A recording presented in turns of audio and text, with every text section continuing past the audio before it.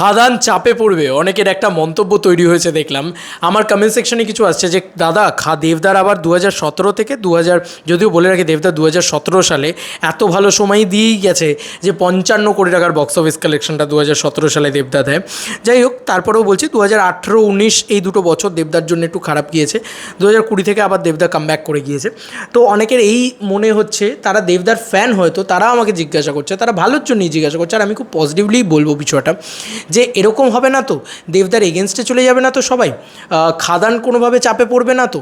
এই যে আশঙ্কাগুলো কিছু মানুষ করছেন, বলে রাখি এগুলো নিয়ে চিন্তাই করো না তোমরা, একদমই চিন্তা করো না। খাদান যখন আসবে ফাটিয়ে বিজনেস করবে। কেন এই কথাটা বলছি?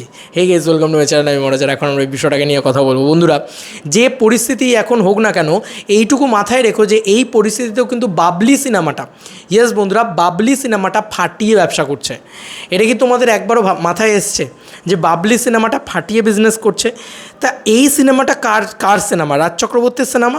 তো সেই রাজ চক্রবর্তীকে তো এত হ্যাটা, এত ট্রোল, এত কিছু, কিন্তু সিনেমা কিন্তু ঠিকই দেখতে যাওয়া হচ্ছে বা ঠিকই দেখতে যাচ্ছেন মানুষ।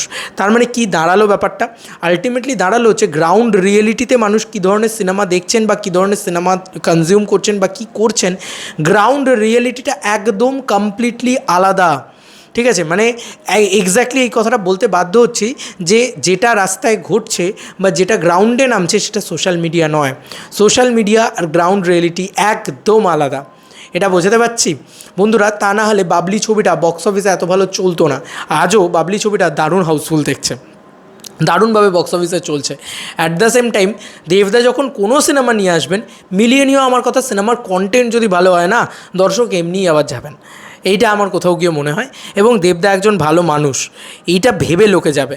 দেখো, একটা খারাপ মন্তব্য তাকে নিয়ে করা হচ্ছে তো, কি না সে কেন রাস্তায় নামছে না, সে কেন প্রতিবাদ করছে না, সে কেন বলছে না।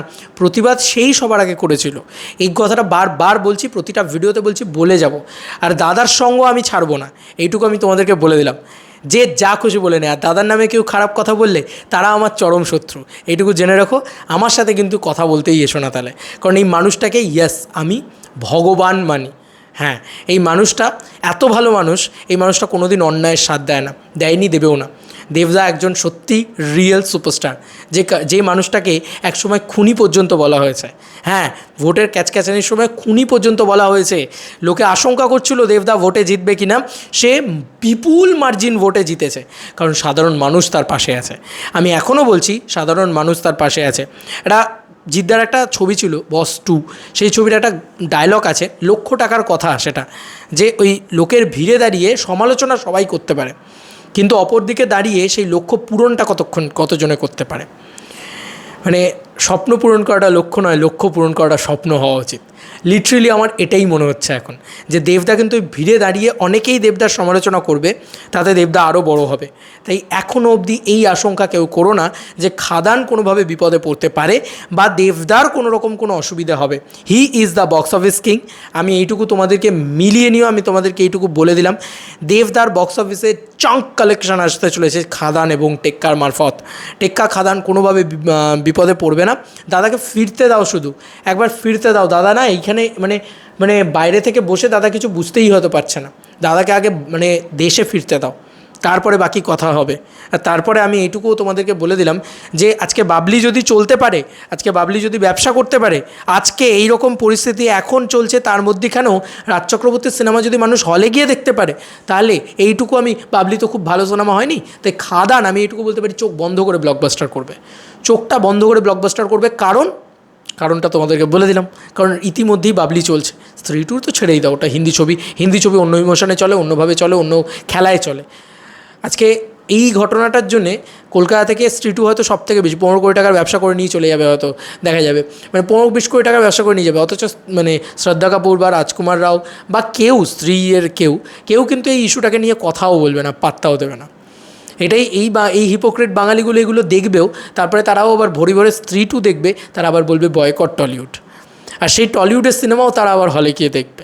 ইয়েস, তোমরা ঠিকই শুনছো, বাবলি কিন্তু চলছে হলে, দারুণভাবে চলছে।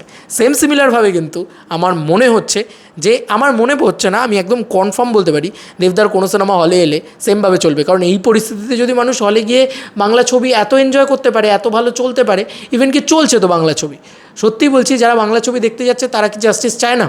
তারাও জাস্টিস চায়, কিন্তু তারা অকারণে কারোর এগেনস্টে চলে যায় না।